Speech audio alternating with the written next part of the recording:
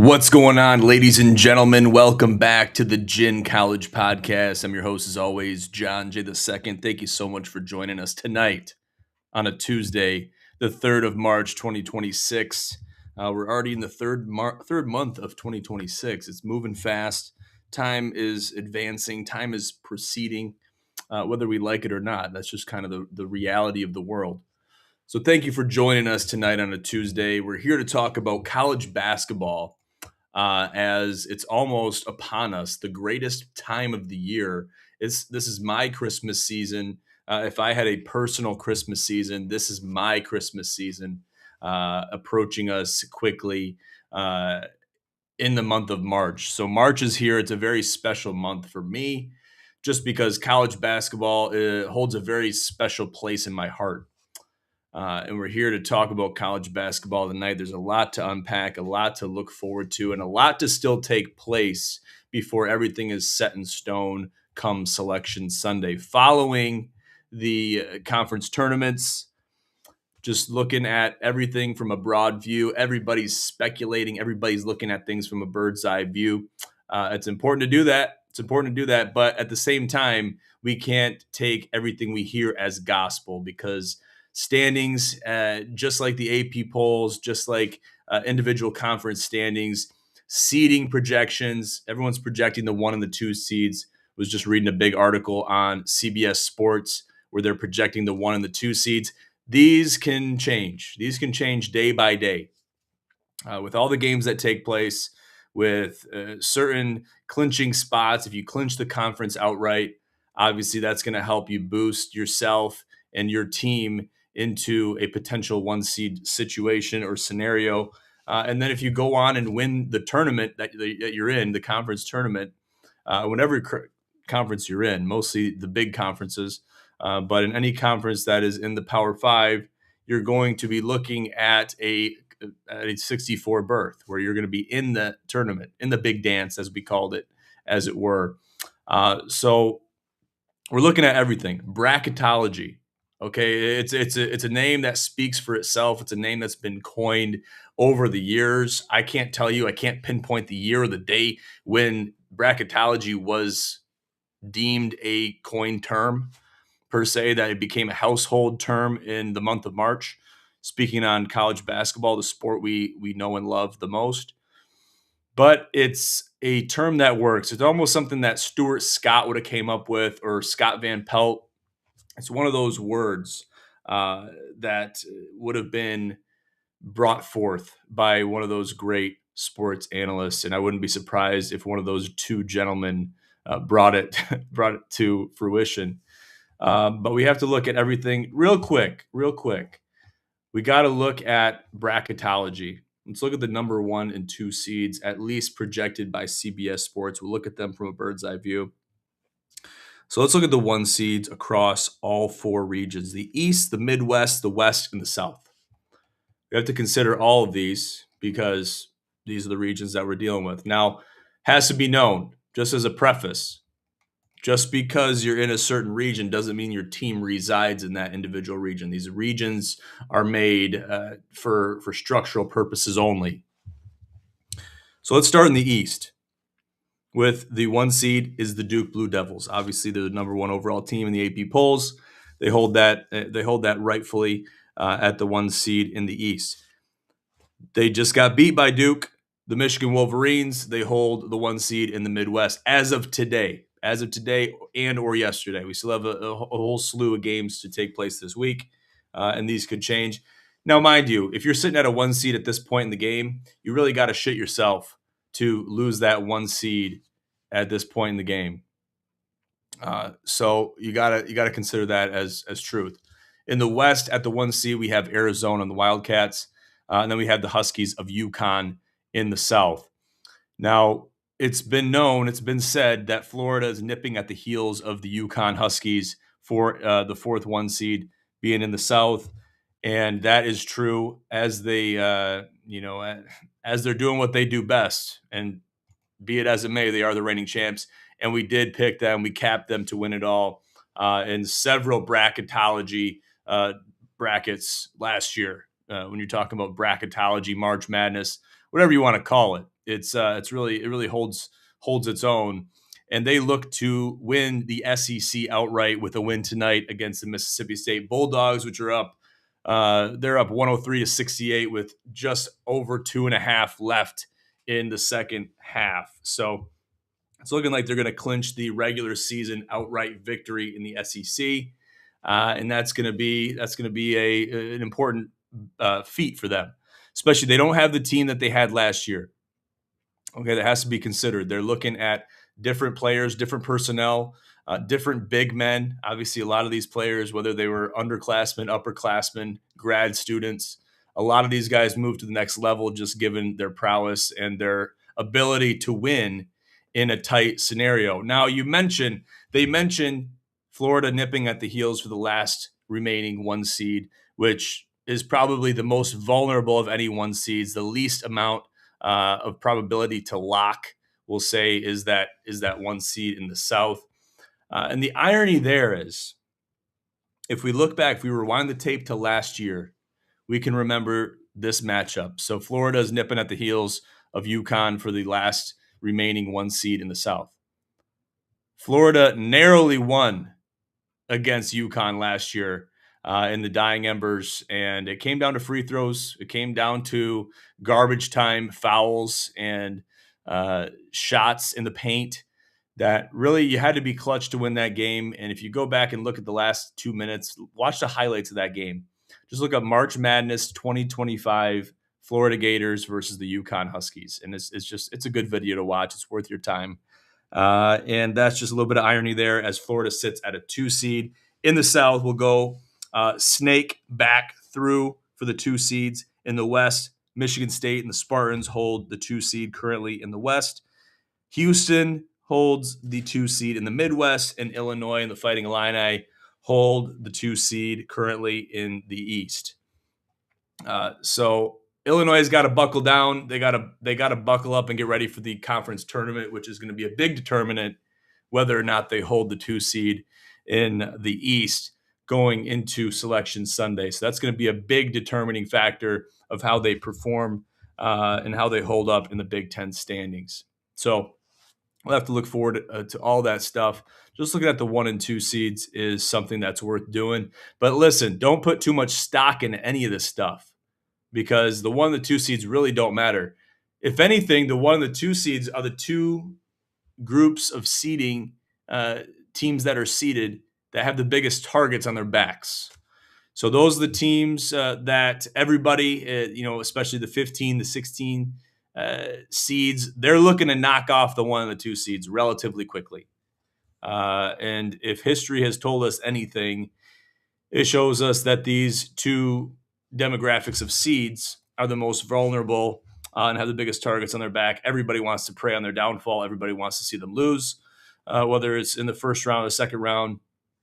So that has to be considered. That has to be looked at. And it has to be brought into the equation when you're building a bracket. You got to pick those upsets. You got to pick them wisely because if you pick them incorrectly, that could really burn your bracket early. And you don't want to burn your bracket early and take a 1 seed or a 2 seed out of it early on. But on the flip side of that, if you don't pick the right upsets, you could have a 1 or a 2 seed going deep and they get knocked out in the first or second round. So that's the flip side of the coin, the catch-22, if you will, where you don't want to be caught in that scenario. So it's really tough. It's really important. And that's what makes the middle of the pack seeds and the middle of the pack matchups in the first or second round a hell of a lot easier to cap or pick. So that has to be considered as well. But looking at the AP polls, we want to look at the AP polls, take the AP polls with a grain of salt, similar to the 1 and 2 seeds, just because we really don't want to put a lot of stock into this stuff until Selection Sunday, when we know that these seeds and these teams are concretely secured in a certain seed in their respective regions. So we mentioned it, the 1 seed Duke. They're also the number 1 team in the AP polls, sitting at 27-2. John Shire has this team on lockdown. Obviously, the Duke Blue Devils have been a force to be reckoned with for the entire modern era, with Coach K really bringing this team into the modern era as a force to be reckoned with, and that's putting it lightly. So we got to consider that. Number 2 being the Arizona Wildcats after fighting back on some tough losses. Uh, primarily the loss to the Kansas Jayhawks. That's the one that sticks out for me, and that's the one that sticks out for a lot of people. If they're looking at history, if they're looking at, you know, if they're looking at Bill Self and his record at home, that's where that really sticks out, and that's where history holds true. After so many years of coaching, you don't want to see that streak die. You don't want to see that streak break away from truth, and you just don't want to see it. And history proved itself yet again when the Kansas Jayhawks won against the Arizona Wildcats, set them back quite a ways. I say quite a ways, probably put them back down to the 4 spot. They worked their way back week after week. It's been a couple weeks since that loss, so they worked their way back into the 3 spot, clawed their way all the way back, coming into early March at the 2 spot. So they did what they had to do to get back into the 2 spot, easily securing them a 1 seed in the West as it stands currently. Now, these things could change. And we have to consider everything as a factor. But looking at a big win, 73-57 against the Iowa State Cyclones, which Iowa State was promised to be a very prominent 1 seed. They were 2 weeks ago, they were a 1 seed. They were secured as a 1 seed. Now they've dropped out of the 1 and the 2 seed conversation. So see how quick things can change? Things can change in a blink of an eye. Okay, nobody's ever safe. Nobody's ever secured in a spot, regardless of how late we're talking about. If it's not Selection Sunday, you're not safe. Okay, you have a target on your back, and people are hunting you down. And that couldn't be more true about the Iowa State Cyclones, which they've been more or less a force to be reckoned with in the modern era as well. So they drop out of the 1 and the 2 seed conversation as it stands as of March 3rd, 2026. So we'll have to see what they can do in the last remaining weeks and some days before we have Selection Sunday, which is upon us here coming up very soon. Number 3, at the number 3 spot, you got the Michigan Wolverines, secured currently as a 1 seed in the Midwest. But these things can change. And I have to keep reiterating that because people are like, oh, they got a 1 seed. They're good. We still got 10 days before Selection Sunday, but they're secured. They're good as a 1 seed. I got to reiterate the fact that nobody's secured. Nobody is locked in as especially a 1 seed, but even a 2 seed. Nobody's locked in until they start announcing teams on Selection Sunday around, I'd say, 6:30 p.m. Eastern time on that Selection Sunday day. Which is a day that is a beautiful day. That's when you learn the matchups. That's when you can start to build the brackets. That evening, that night, that's when you start to print off your brackets. You can put the brackets on the wall. We have a wall right here next to me. We call it the Northern Wall. It's where we plaster bracket upon bracket upon bracket, and they stay there for the month of March all the way until the championship game, which is in early April. So it's a beautiful thing. It's a sight to be seen, and it's something that we're really happy about and happy to announce yet again here at GSN and Gin Pros. It's a beautiful time of year. Okay, so Michigan Wolverines rounding off at the 3 spot. The UConn Huskies getting back into the 4 spot, and Coach Hurley definitely knows how to command a team. Their next contest is Saturday at Marquette at 12:30 p.m. on Fox. Could be a good game, but the UConn Huskies sitting at 27-3. They are rolling. With their previous rank in the AP polls being at 6, clawing their way back into a 4 spot, easily puts them in the 1 seed conversation. So that has to be considered. Florida Gators at the 5 spot. We mentioned that earlier.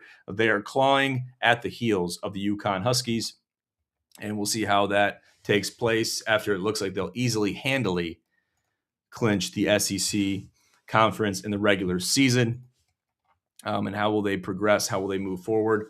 And the Iowa State Cyclones move back to 6 after being 4. So essentially UConn and Iowa State switch spots, which you don't want to be moving backwards at this point in the season. At the same time, though, in the same vein, this has to be shouted from the rooftops. If you move from a 4 to a 6 like the Iowa State Cyclones did, now you don't want to be dealing with issues right now. We already talked about Michigan State. While they're dealing with, and it's a good thing, they're dealing with a 4-game win streak at this point in the season. They rebounded quickly after taking some tough losses. You don't want to be dealing with losses. You don't want to be playing catch up and reinventing the wheel as a team at this point in the season, which with March on our heels and now upon us, and Selection Sunday is on our heels and gaining quickly. We don't want to be dealing with whatever team, with whatever fan base you are a part of, alumni base, student base. You don't want to be reinventing the wheel and fixing things that should have been fixed months ago at this point in the year. You just don't want to do that. So that's the downside of it. But the upside is it puts you more at the middle of the pack. The expectations aren't as high, which high expectations going into the tournament, like Duke and Michigan and Arizona, with the high expectations that they have, it's only going to work against them in the dying embers of the regular season going into the conference tournament. Then you get to the big dance. And the pressure's on for the 1 and the 2 seeds. That's why they're being highlighted right now. And that's why you see so many 1 and 2 seeds get bounced and it goes crazy. And you see buzzer beaters, you see montages, you're going to see TikToks and Instagram reels all over the place showcasing these big upsets, which they're bound to happen. They happen every single year. How are you going to pick them? How are you going to sniff them out? That's for you to decide and for you to find out. But these things happen. These things are proven to happen, and these things are almost a 99% chance to happen again. So where will they happen? Where will they occur? It's yet to be determined. That's for you to decide. But you got to be vigilant. You got to be looking out for the intangibles, because the intangibles at this point in the season matter more than at any other point in the season. So be sure to look at the things, the aspects that not everybody's looking at. That's how I sniffed out NC State. They made it all the way almost to the finish line. Shout out DJ Burns. And a lot of those players I just saw the intangibles. I saw the writing on the wall. I saw what they were capable of doing. And this is 2 years ago now. I get that. I understand. Time flies. Time flies when you're having fun. But at the same time, I saw those intangibles and it wound up paying off. Now, people thought I was crazy picking them to win it all. But once you look back at what took place and especially how everything finished up, I really wasn't as crazy as everybody painted me to be. And for that, I'm happy. So Iowa State sitting at 6, getting back on track here. Houston Cougars sitting at 7. They've fallen quite a bit. Their previous ranking being number 5. And they got to figure it out. They're falling back to the middle of the pack, kind of in a similar state of affairs and similar feelings as the Iowa State Cyclones at this point in the season. Michigan State sitting at the 8th spot, clawing back in the top 10 after being ranked 13 with a big win over Indiana a few days ago. And also the big win against Purdue, which Purdue has fallen on hard times, and they're going to have to figure things out, especially looking at the Big Ten tournament, which is upon us. The Nebraska Cornhuskers sitting at 9, Texas Tech at 10, rounding off the top 10. Illinois and the Fighting Illini at 11, Gonzaga at 12 after a big, massive loss to the St. Mary's Gales on Saturday, February 28th. Damn. I mean, you look at the Gales, 41 points in the second half, really rounded off that win for them. And they're looking like a force to be reckoned with. Always at this time of year, St. Mary's, even in the regular season, back when they've beaten some really big teams. Looking at St. Mary's and the Gales, they've always been a force to be reckoned with. They're always ready to play. They're always showing up and ready for any occasion against any team at this point in the season. So they're going to be a force to be reckoned with in the big dance, sitting at 21 in the AP polls. And 13, you got the Virginia Cavaliers, which we know them to be somewhat of a fraud in March. So be it as it may, while history can't prove to be true for future results, we know that history and the stats matter. They can't be undermined. They can't be proven to be underwhelming. They have to be looked at with seriousness and respect, because these things have occurred. And because these things have occurred, they are more apt to occur again. History tends to repeat itself. Kansas and the Jayhawks sitting at the 14 spot. Purdue down to 15 after being ranked 8th. Damn, now that's a big drop. That's a big drop. So no harm, no foul. They face Northwestern on Wednesday at 8:30 p.m. on the Big Ten Network. So we'll see how they fare against Northwestern. Alabama Crimson Tide 16. The North Carolina Tar Heels at 17. St. John's Red Storm sitting at 18. They're going to be a force to be reckoned with. Keep them on your radar. And obviously the Miami, Ohio Redhawks, the only remaining undefeated team in Division I college basketball.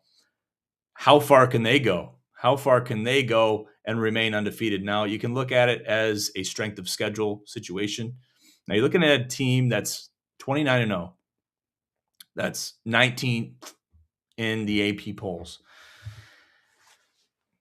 It seems like there's a discrepancy there. It seems like there's something wrong with that conversation. But at the same time, you're looking at the Miami, Ohio Redhawks.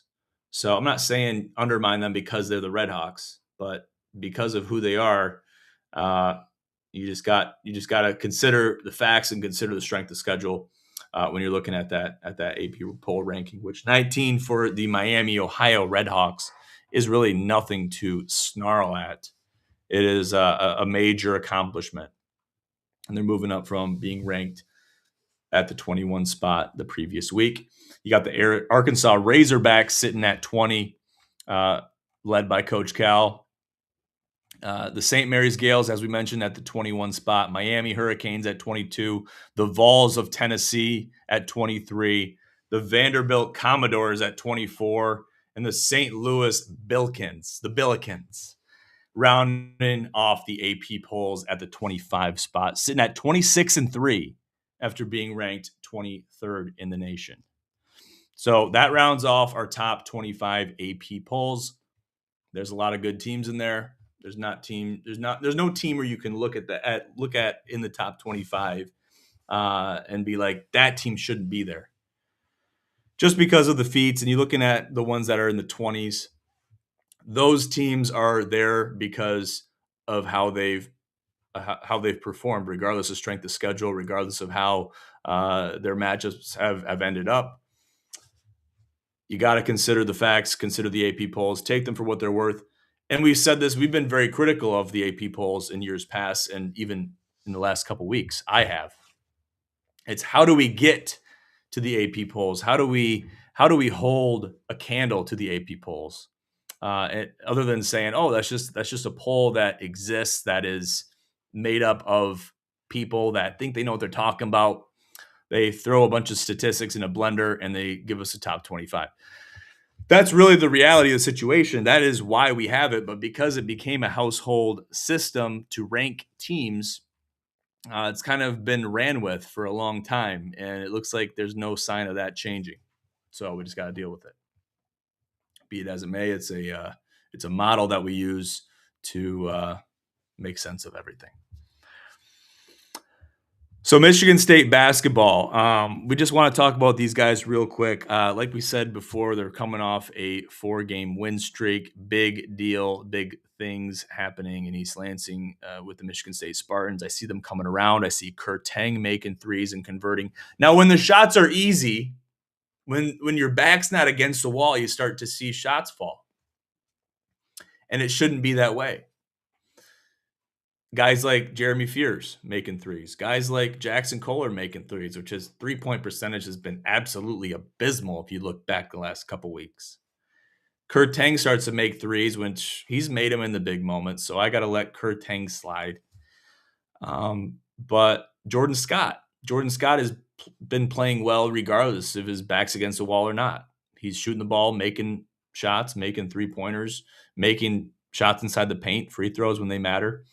So those are the things I look at. Carson Cooper's come around in a big way.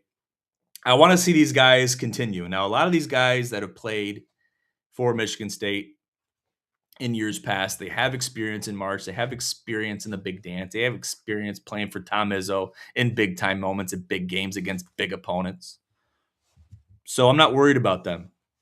I want to see these things emulate to the players that maybe haven't experienced this. Now, Kurt Teng has been on the bench. He's been a part of the team in years past, but he hasn't seen the minutes like he's seen in 2025 going into 26. This season, Kurtang hasn't seen the kind of minutes that he's been seeing consistently. And I think he's handled it well. I think being on the bench mostly last season really aided him in developing into the player that he is now. So I'm not worried about Kurtang.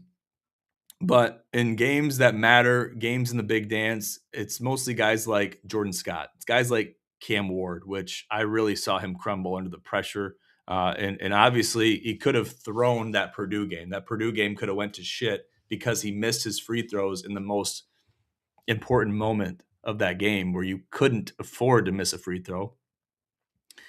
But lockdown defense prevailed and helped the Michigan State Spartans win that game, which was a big win to get at this point in the season. And I understand that. That's probably what propelled them into the 8th spot. So a lot of important factors there. But how much are the veteran players going to emulate strong gameplay, strong mindset, and how are they going to handle themselves, and how are they going to let that rub off on the younger players, the underclassmen, the players that haven't experienced a big dance and haven't been a part of a legacy that is essentially writing itself in the books and halls of history, at least for Michigan State basketball. That's what I'm excited to see, and that's what I'm anticipating to see, and that's what I have high hopes for. So we'll have to see how that takes place, and I'm hoping for the best for him. Team looks good. Team looks solid. Obviously, without Divine, with the injury, we'd love to have him as another asset guy coming off the bench, doing great things, making threes, making shots around the perimeter, inside the paint. We're going to miss him in March, but the team will prevail. And I'm hoping he can get healthy in the offseason and come back next season. That's what we're hoping for. That's the glass half full mentality. So that's what we're looking at. Cool. Well, you just got basketball overload for 30 minutes from yours truly. I'll wrap it up with this. The Gin Sports Network Challenge 7 is on June 6, 2026. It is the two-man golf event, the two-man scramble event of the year, taking place again at Briar Ridge Golf Course in Montrose, Michigan. We had a great time over the weekend at Powers Catholic High School doing and taking part in a free heart screening teens, youth, young athletes finding heart ailments before they are detected too late. And that's what the Thomas Smith Memorial Foundation does a great job of doing, helping the community, providing AEDs and other tools of the trade to schools and organizations around the state. And they do a great job. They've saved a ton of lives, and they're carrying on their son's legacy, which is Tommy Smith, was one of my mentors in high school. He'll be missed dearly, but his legacy lives on greatly into the modern age. So we're happy to see the work that the Smiths do. Make sure to check them out at tommysheart.org. And that link will be put in the show notes in the bottom of the podcast. Make sure to check that out. And check us out on our website, ginsportsnetwork.com. Find the page on the website regarding the golf outing that is taking place on June 6, 2026. Register there. Do everything you have to. Get a hold of us if you need help finding that or help registering. Get a hold of us any way you can in the show notes as well. Find us on Instagram at Gin College and at Gin Sports Network. Find me on all socials at Gin Commish. And we'll see you guys here next time on the Gin College podcast. For now, I'm your host, John J. II. We'll see you here next time. Have a great night.